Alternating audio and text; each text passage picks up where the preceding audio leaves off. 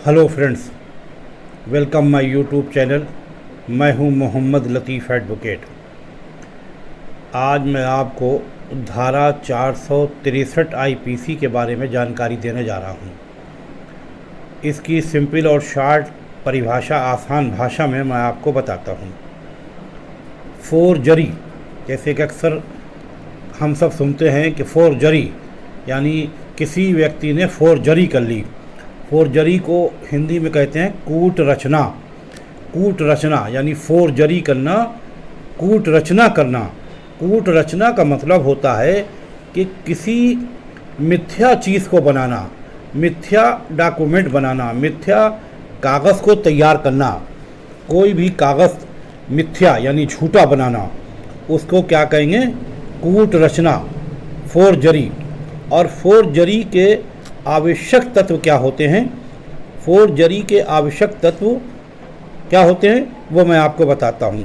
कोई व्यक्ति झूठा यानी मिथ्या कोई दस्तावेज तैयार करता है या फर्जी हस्ताक्षर करता है, फर्जी अंगूठा लगाता है। यानी फर्जी अंगूठे का मतलब कोई व्यक्ति दूसरा है, नाम कोई और है, किसी दूसरे व्यक्ति का नाम का वो अंगूठा लगाता है, यानी फर्जी हस्ताक्षर करता है या फर्जी अंगूठा लगाता है दूसरे व्यक्ति के नाम का। या इलेक्ट्रॉनिक अभिलेख को क्या करता है? बदलता है। इलेक्ट्रॉनिक अभिलेख में छेड़छाड़ करता है या उसके किसी भाग को फर्जी तरीके से बदल देता है। और क्यों बदलता है? किसी को नुकसान पहुंचाने के लिए या किसी हक का समर्थन करने के लिए। किसी हक का समर्थन करने के लिए का मतलब किसी को फ़ायदा पहुंचाने के लिए। मतलब किसी का वो ऐसा करके मिथ्या कागज़, मिथ्या फर्जी कागज़ बना के किसी का नुकसान पहुंचाने की नीयत है उसकी, और किसी दूसरे को समर्थन करने की यानी किसी दूसरे को फ़ायदा पहुंचाने की नीयत है।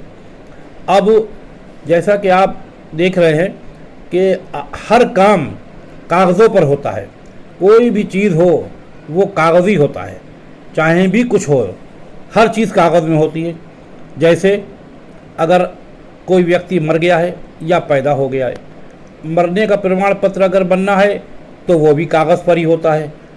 पैदा होने का प्रमाण पत्र बनना है वो भी कागज़ पर ही होता है।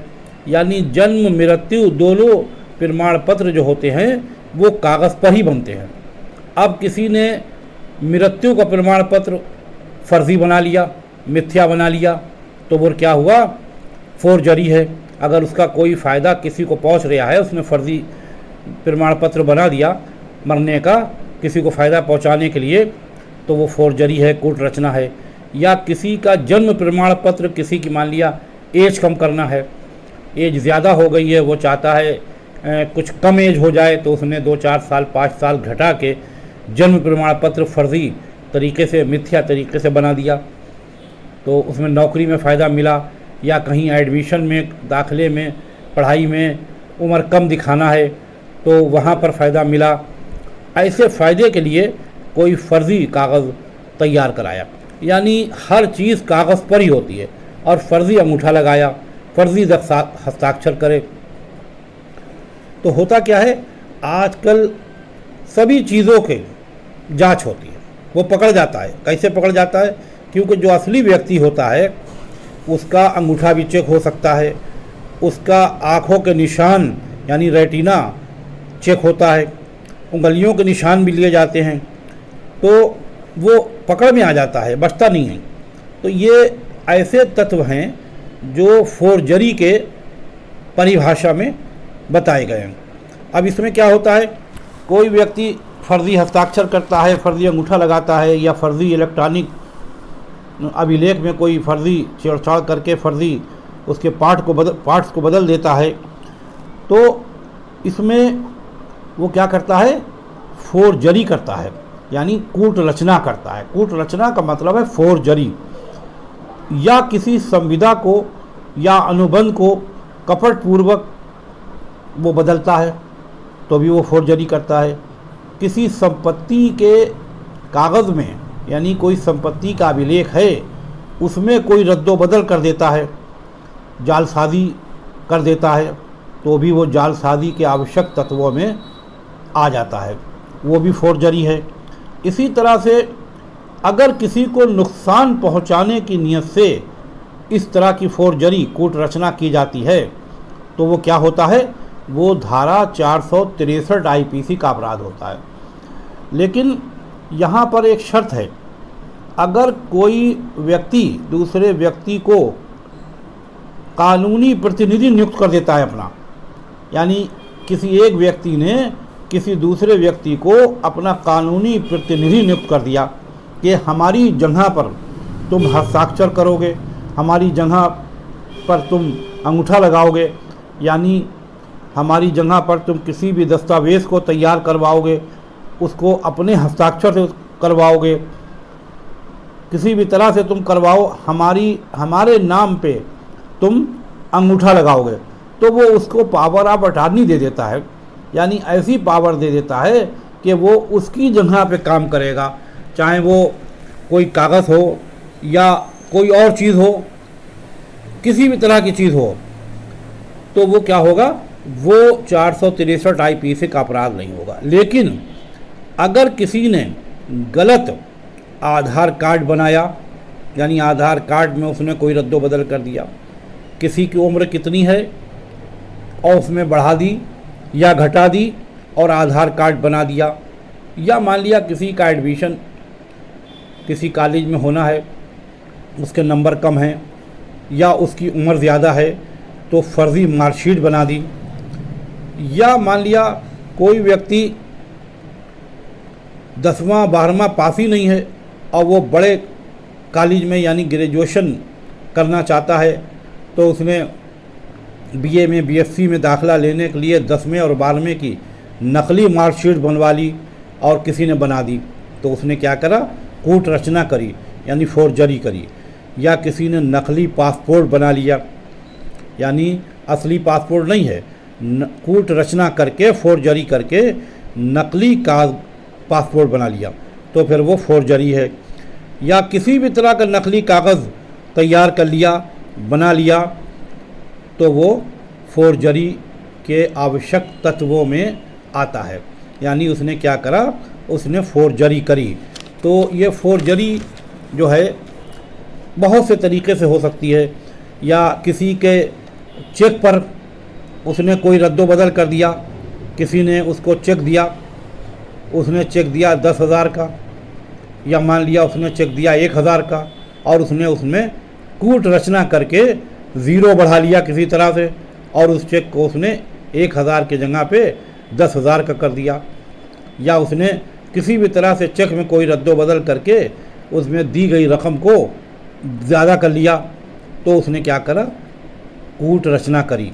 या मान लिया किसी ने किसी के नाम 2 व्यक्तियों के नाम या 3 व्यक्तियों के नाम वसीयत बनाई है, और वसीयत उसने 2 व्यक्तियों के नाम करी, 3 व्यक्तियों के नाम करी, और उसने 4 व्यक्तियों का नाम करी, तो उसमें से किसी व्यक्ति ने किसी का नाम हटाने की नीयत से कि उसमें मान लिया 2 का नाम हटा दिया या 1 का नाम हटा दिया, उसको खुरच दिया, या उसको किसी भी तरह से वसीयत में रद्दो बदल कर दिया, नाम में परिवर्तन कर दिया, या नाम को किसी भी तरह से हटा दिया, तो उसने क्या करा, कूट रचना करी।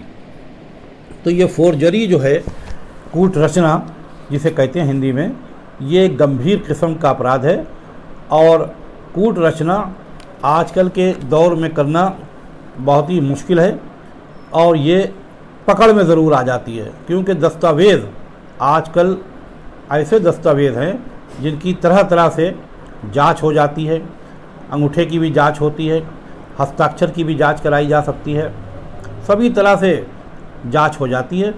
तो ये कूट रचना फोर्जरी की परिभाषा जो मैंने आपको बताई, उम्मीद है कि आपको इससे फ़ायदा होगा, और आपको पसंद आए तो लाइक करें, शेयर करें, और अगर हमारे इस चैनल को आपने अभी तक सब्सक्राइब नहीं किया है तो आप इसे सब्सक्राइब कर लें और शेयर करें, और ज़्यादा से ज़्यादा अपने दोस्तों को शेयर करें और उन्हें बताएं कि कूट रचना फोर्जरी एक गंभीर किस्म का अपराध है। किसी व्यक्ति ने अगर जाने अनजाने भी इसको किया तो भी वो क्या हो सकता है, दोषी करार दिया जा सकता है, वो जेल जा सकता है, उसकी सज़ा हो सकती है। बहुत से लोग अनजानते में के सोचते हैं कि लाओ इसमें क्या है, इसमें 2 नाम लिखे हैं वसीयत में, एक नाम मिटा दें, या मार्कशीट में कहीं पर अगर मान लिया ऐसी कुछ गुंजाइश लग रही है कि नंबर बढ़ाना है, उन्होंने नंबर बढ़ा लिए, तो वो नंबर बढ़ाए हुए क्या हो जाएगा, फोर्जरी हो जाएगी। अगर वो पकड़ गया तो फिर वो फोर्जरी हो जाएगी। या फर्जी मार्कशीट के आधार पर किसी ने दाखिला ले लिया, यानी वो हाई स्कूल पास है ही नहीं और उसने हाई स्कूल पास की मार्कशीट फर्जी बनवा ली, यानी मिथ्या मार्कशीट बनवा ली, फोर्जरी से यानी कूट रचना करके बनवा ली, और उसने 11वें में 11 में दाखिला उसे मिल गया। लेकिन किसी दिन वो सामने आ जाएगी बात कि इसने कूट रचना करी थी और वो पकड़ जाएगा। अक्सर आप सुनते होंगे, अखबारों में देखते होंगे, न्यूज़ में आप देखते होंगे कि बहुत बहुत दिनों के बाद लोगों ने फर्जी डिग्री के आधार में, फर्जी मार्कशीट के आधार पे, हाई स्कूल पास नहीं, इंटर पास नहीं, और वो बड़ी डिग्री लेके बैठ गए और नौकरी कर रहे, बाद में वो निकाले गए, अक्सर वो जेल भी गए। अक्सर ऐसा देखने में आता रहता है कि बहुत बड़े बड़े डिग्री ले ली लोगों ने, बड़े बड़ी यूनिवर्सिटियों में पढ़ लिया जाके, और क्या करा, बड़ी डिग्री हासिल करके बड़ी नौकरी तलाश कर ली, लेकिन बाद में आज नहीं तो कल, कल नहीं तो परसों, किसी ना किसी दिन उनकी फोर्जरी सामने आ जाती है, जालसाजी सामने आ जाती है, और वो कूट रचना सामने आ जाती है जो उन्होंने करवाई है।